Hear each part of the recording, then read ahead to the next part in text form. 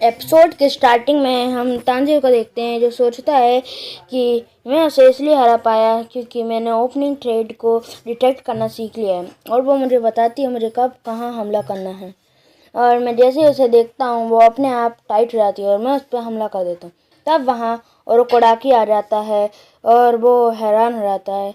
कहता है कि मेरा कोई प्लान नहीं था तुम्हें फाइनल सिलेक्शन में भेजने का, क्योंकि मैं और किसी बच्चे को मरते हुए नहीं देख सकता, पर तुमने मुझे काफी इम्प्रेस किया है।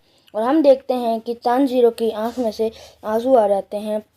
तब ओरोकोडाकी कहता कहता है कि कोशिश करना कि तुम वहां से जिंदा वापस आ जाओ। और तब सीन शिफ्ट होता है। हमें घर का सीन दिखाया जाता है जिसमें तांजीरो खाना खाता है और अपने बाल काट रहा होता है।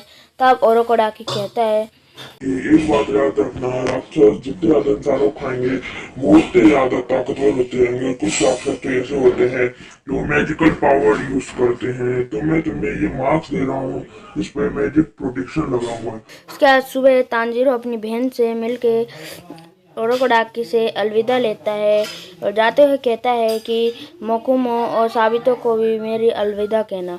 तब ओरोकोडाकी सोचता है कि तांजीरो को उन दोनों मरे हुए बच्चों का नाम कैसे पता है। तब हम देखते हैं कि तांजीरो शाम तक वहां पहुंच जाता है पर और भी लोग होते हैं। तब वहां पे दो लड़कियां आके बताती हैं कि रात को आपका राउंड शुरू हो जाएगा और यहाँ पे माउंट फुडेसानी पे 6 राक्षसों को मिस्टीरिया ब्लूज की मदद से पकड़ा हुआ है और वो उन्हें बहुत नापसंद करते हैं। आपको पे 7 दिन तक जिंदा रहना है और वो वहीं पे फिर राउंड स्टार्ट हो जाता है और सब लोग जंगल की तरफ चले जाते हैं। तब तांजीरो सोचता है कि मुझे सिर्फ रात में इनसे बचना है, इनके टाइम ये अपने आप ही जल के मर जाएंगे। तब तांजीरो को एक राक्षस की गंध आती है और वो उसे ढूंढने लगता है। तब राक्षस उसके ऊपर हमला कर देता है पर तांजीरो अपनी फुर्ती दिखाते बच जाता है और वो देखता है कि दो राक्षस आपस में लड़ रहे होते हैं कि मैं इसे खाऊंगा, मैं इसे खाऊंगा।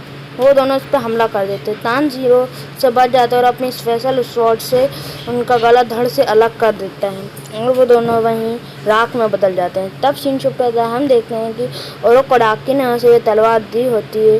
कहता है कि एक स्पेशल स्टील से बनी स्वॉर्ड है, ये सूरज की रोशनी को अपने अंदर समा लेती है और इस तलवार का नाम लिटनिंग स्वॉर्ड है।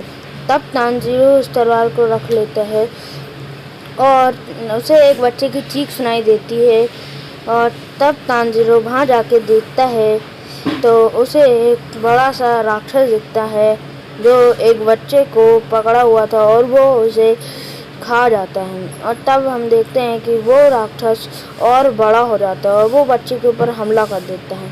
तब तांजीरो उस बच्चे को बचाने के लिए उस राक्षस के हाथ काट देता है और तब वो राक्षस कहता है देखो कौन आया है, एक और फॉक्स मार्क्स वाला बच्चा। तब तांजीरो थोड़ा कंफ्यूज हो जाता है।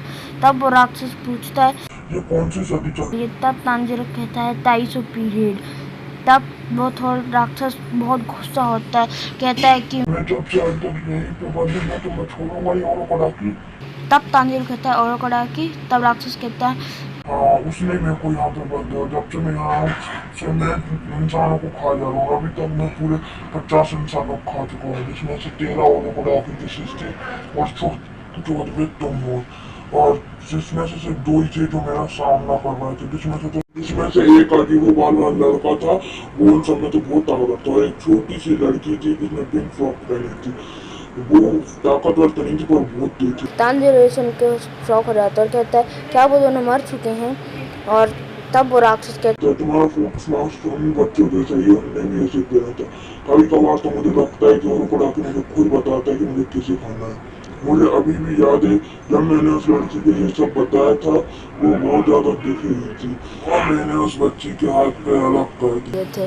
तांजीरो सुन के बहुत गुस्सा रहता है और उसको मारने के लिए आने लगता है पर वो राक्षस तांजीरो को एक पंच मार के दूर फेंक देता है और तांजीरो बेहोश हो जाता है। तब वो राक्षस उसकी तरफ बढ़ने लगता है पर तांजीरो को सपने में अपना भाई दिखता है और वो एकदम से उठ जाता है और वो राक्षस बहुत गुस्सा हो जाता है। वो उसके ऊपर हमला करता है पर तांजीरो उसके हाथ काटने लगता है पर उसके राक्षस के हाथ काटने का कोई फ़ायदा नहीं, क्योंकि वो जैसे उसके हाथ काटता है वो वापस उग जाते हैं तब वो राक्षस सोचता है कि ये मेरा गला काटना है। अगर जैसे उस बच्चे ने मेरा गला काटने की कोशिश की जिसकी तलवार टूट गई और मैंने उसका सर तोड़ दिया। बेसी तानजीर को ये सुन गुस्सा आ जाता है और वो उसके हाथ पे चढ़ के उसका गला काटने आने लगता है।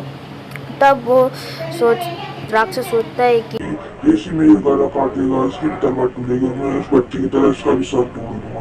तब तानजीर अपनी पूरी दम से उस राक्षस के गले पे हमला करता है। राक्षस का गला धड़ से अलग कर देता है। ये एपिसोड खत्म।